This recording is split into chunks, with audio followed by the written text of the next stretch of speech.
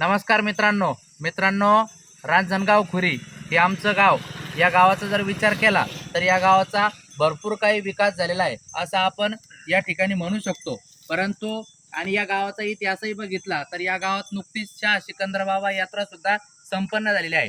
आणि या यात्रेची जर परंपरा बघितली तर 750 वर्षापूर्वीची यात्रा आमच्या गावची आहे. म्हणजे आमच्या गावाचा विचार जर केला तर आमच्या गावामध्ये सर्वच गोष्टी एकदम मुबलक प्रमाणात आहे. आणि एवढा इतिहास आमच्या गावचा आहे, एवढं गावाचं एवढं मोठं नाव आहे का ते संपूर्ण राज्यात सुद्धा आहे. परंतु आमच्या गावामध्ये काही गोष्टी अशा सुद्धा आहे की ज्या गोष्टीसाठी सामान्य नागरिक अजून सुद्धा झगडत आहे, लढत आहे. आणि त्यातलाच एक मुद्दा म्हणजेच रांजणगाव खुरी ते मारोळा हा जो रस्ता आहे व रांजणगाव खुरी ते शेकटा हा रस्ता आहे. या रस्त्याचं काम सुरू झालेलं होतं परंतु ते बंद पडलेलं आहे. आणि हा बंद पडलेला रस्ता पुन्हा एकदा सुरू व्हावा म्हणून या ठिकाणी गावचे जे सामान्य नागरिक आहे, सामाजिक कार्यकर्ते आपण म्हणू शकतो, हिंदवी स्वराज्य संघटनेचे जे सामाजिक संघटनेचे अध्यक्ष आहे तर बाप्पासाहेब आमले हे आपल्या सोबत आहे. हे या ठिकाणी उपोषणाला बसलेले आहे. तर यांच्याकडून आपण जाणून घेऊ की नेमकं यांनी उपोषण का सुरू केलेलं आहे आणि एकंदरीतच आपण यांची थोडक्यात एक प्रकारे या उपोषणाची माहिती घेऊया. तर नमस्कार. आज आपला उपोषणाचा पहिला दिवस, सकाळपासून सुरुवात झाली, जवळपास आता 12 तास होत आलेले आहे. तर काय उपोषण म्हणजे काय मागणी आहे तुमच्या नेमकं? उपोषण मध्ये पहिली मागणी अशी सर, त्यांनी ज्यावेळेस काम चालू केलं तर गावकरी बरेचसे मंडळी 10-15 जण आम्ही गेलो. काम पूर्ण बोगस होत होतं. 1/2 इंची डांबराचा लेर चालू होता. आम्ही त्यांना विचारणा केली असता ते म्हणले काम आम्ही असंच करणार, आणि जर असं नसेल करून द्यायचं तर आम्ही काम बंद करणार, आम्ही आमचे मशिनरी सर्व साहित्य घेऊन जाणार. आम्ही म्हणलं व असं जर काम करत असेल तर तुम्ही करू नका, कारण इस्टिमेटनुसार काम करण्यात यावं अशी आमची सगळ्याची मागणी होती. त्यांनी असं ऐकताच त्यांनी ते मशिनरी वगैरे सगळे घेऊन गेले. आणि नंतर 4 दिवसानंतर कॉल केला, ते म्हणे त्यांचे इंजिनियर आले, इंजिनियर पाहणी करून गेले. इंजिनियर म्हणे 4 दिवसात काम चालू करतो. त्यानंतर त्यांनी 8 दिवसात करतो, 4 दिवसात करतो अशी उडवाउडीची उत्तर दिली. आता बऱ्याचशा नागरिकांनी त्यांना कॉल केले तर त्यांचे म्हणणं असं येतं का डांबर आपल्या महाराष्ट्रामध्ये उपलब्धच नाही. अच्छा, तर मग आम्ही डांबर आणायचं कुठं? बरं. म्हणजे एकंदरीतच डांबरच महाराष्ट्रामध्ये उपलब्ध नाही असं या ठिकाणी सांगण्यात आलं. परंतु मला तरी वाटतं की म्हणजे खूप एक हास्यास्पद आहे की असं होणारच नाही की महाराष्ट्रात डांबर नाही, कारण भरपूर ठिकाणी रस्ते ऑलरेडी सुरू आहे. तर उपोषण आपण आज सुरुवात केलेली आहे. तर किती दिवसाचं उपोषण आपलं राहणार? कसं आपण जोपर्यंत आमच्या मागण्या पूर्ण होणार नाही तोपर्यंत आम्ही इथून हलणार नाही. बरं, जोपर्यंत त्यांच्या मागण्या पूर्ण होत नाही तोपर्यंत इथून हलणार नाही. बरं, आजचा पहिला दिवस होता. आज सकाळपासून तर आतापर्यंत आपल्याला कोण कोण भेटून गेलं, काही माहिती? आरोग्य अधिकारी सोडून बाकी कुठलाही कर्मचारी शासनाचा आमच्यापर्यंत आलेला नाही. अच्छा, फक्त आरोग्य अधिकारी यांचे तपासणीसाठी आले आणि त्यानंतर कुठलाही शासकीय कर्मचारी कोणी आलेलं नाही.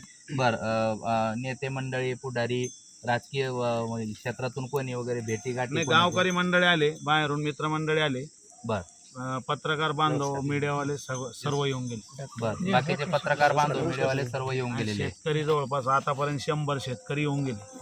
बरं, आतापर्यंत 100 शेतकरी पण येऊन गेलेले आहे.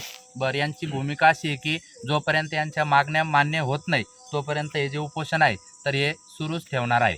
बरं, माझ्यासोबत काही गावकरी पण आहे, गावचे प्रतिष्ठित नागरिक पण आहे, जे की सध्या आपल्या गावचे तंटमुक्ती अध्यक्ष पण आहे, सन्माननीय दत्तात्रय पाटील बकळे आपल्या स्क्रीनवर आहे. तर एकंदरीतच या उपोषणाबद्दल, यांच्याबद्दल आणि एकंदरीतच या रस्त्याबद्दल तुम्हाला जी काही पार्श्वभूमी माहिती आहे आणि तुम्हाला काय यांच्या उपोषणाबद्दल आणि आपली एकंदरीत या रस्त्याच्या गोष्टीबद्दल काय वाटतं, काय बोलाल आपल्या स्क्रीनवर तुम्ही बोला. रस्त्याच्या बाबतीत जर सांगायचं झालं तर ह्या रस्त्याचा फार मोठा इतिहास आहे. कारण ह्या रस्ता हा नाल्यात होता. त्याच्यानंतर आम्ही स्वतः 1,000 रुपये वर्गणी करून आम्ही हा रस्ता बनवला.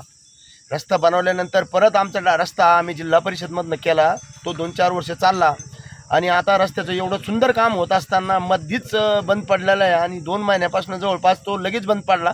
आता जास्तीत जास्त एक 5 ते 6 दिवसात मान्सून आलेलं आहे आणि हा रस्ता होईल कसा? आम्हाला नेहमीच ते चिखलाचं म्हणजे हे करावं लागतं, संकट झेलावं लागतं. आणि आजही तीच परिस्थिती आहे.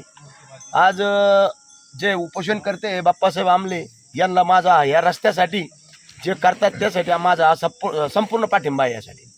बरं, एकंदरीतच काय अपेक्षा आहे तुम्हाला यांच्या उपोषणाला? आता संबंधित जे काही प्रशासन आहे तर ते गांभीर्याने दखल घेईल का, काय वाटतं?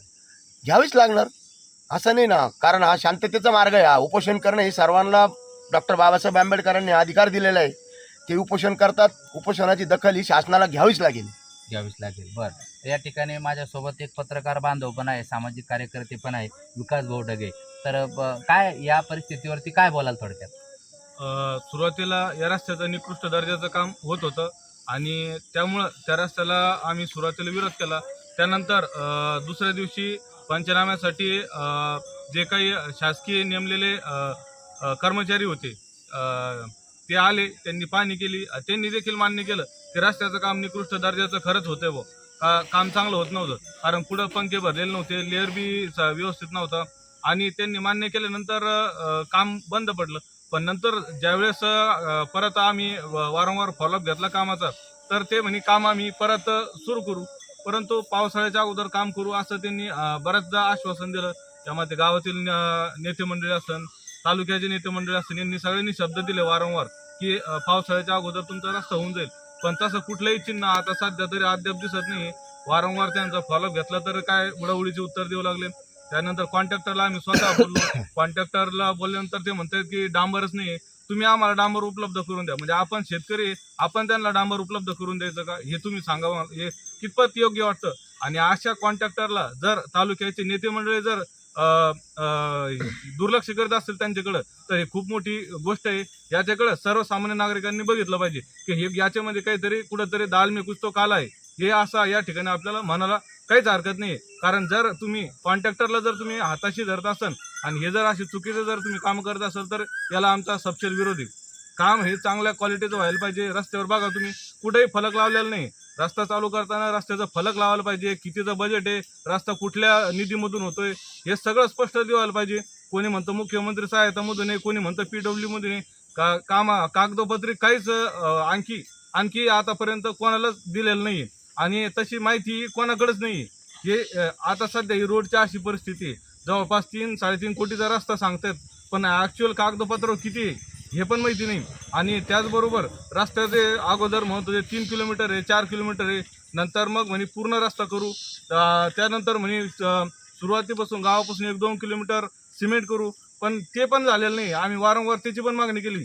हे बकळे साहेब साक्षी आहे की सिमेंट रस्त्याची त्यांनी स्वतः मागणी केली होती की हा रस्ता 1-2 किलोमीटर जास्त खराब होतो आणि इथं पाणी पण जास्त असतं आणि काळीची जमीन आहे, त्यामुळे एवढा 2 किलोमीटर तरी कमीत कमी सिमेंटचा रस्ता करण्यात यावा अशी मागणी वारंवार केली. पण त्याचा पण कुठंच पाठपुरावा झाला नाही आणि ती मागणी ही अशीच वायाला गेली. आणि एवढं सगळं होऊन आता पावसाळ्याच्या अगोदर रस्ता आम्ही पूर्ण करू असे आश्वासन सगळ्यांनी दिलं असून तरी आज अद्याप रस्ता होत नव्हता. त्यामुळे हे टोकाची भूमिका शेतकऱ्यांना घ्यावी लागली आणि हिंदवी स्वराज्य सामाजिक संघटनेच्या वतीनं हे आंदोलन या ठिकाणी अमर उपोषण सध्या सुरू आहे.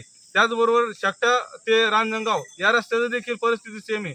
म्हणजे तुम्ही तालुक्यामध्ये एवढं मोठं आपलं सगळे चांगले कामं असताना आपल्या रांजणगावमध्येच का बरं अशी दुर्दशा शेतकऱ्यांना सहन करावी लागत आहे, याची देखील आम्हाला प्रश्न कधी कधी निर्माण होतो. कारण आपण जर बघितलं तर तालुका विकासाच्या दिशेने म्हणतो, पेपरला वगैरे बघतो तालुक्याची बारामती करायची असे आपण वारंवार बघतो, पण आज रांजणगावमध्ये शेतकऱ्यांना जर रस्त्यासाठी जर उपोषण करावं लागत असेल तर याच्यासारखी शोकांतिका कुठलीच नाही आहे तालुक्यामध्ये. आणि गावातील तरुण मंडळी असन किंवा युवा वर्ग असन यांनी या आंदोलनास मोठ्या प्रमाणात प्रतिसाद दिला आहे. आतापर्यंत जवळपास 100च्या पेक्षा जास्त शेतकरी या ठिकाणी आमले पाटला सोबत आज या ठिकाणी येऊन गेले असून परंतु शासनाचा एक कर्मचारी देखील या ठिकाणी आलेला नाही आहे. आम्ही जिल्हाधिकारी कार्यालयाला पत्र दिलं, तहसीलदारला पत्र दिलं, सर्व ठिकाणी पत्र दिले, परंतु अद्याप देखील आंदोलनाची कुठेही दखल घेतली नाही. आज त्यांची तब्येत चांगली आमले पाटले, जर उद्या जर त्यांची तब्येत जर खालवली तर याला कोण जिम्मेदार राहणार हे तुम्ही तुमच्या चॅनलच्या माध्यमातून मी सर्वसामान्य नागरिकांना सांगतो. याची दखल, आमच्या या आंदोलनाची दखल सर्वांनी घेतली पाहिजे असेच या ठिकाणी सांगतो आणि थांबतो. धन्यवाद. निश्चितच या ठिकाणी आपण बघतोय की आमले पाटील यांची तब्येत सुद्धा फार महत्त्वाची आहे आणि आम्ही गावकरी या नात्याने निश्चितच त्यांच्या पाठीशी आहोत. आणि या व्हिडिओच्या माध्यमातून मी संबंधित सर्व प्रशासनाला विनंती करतो की यांच्या मागण्या मान्य होईपर्यंत हे या ठिकाणी आपल्या भूमिकेत ठाम आहे, आपल्या आमरण उपोषण या भूमिकेत ठाम आहे. तर कृपया विनंती आहे संबंधित प्रशासनाने की यांच्या मागणीसाठी आपण तातडीने कार्यवाही करावी.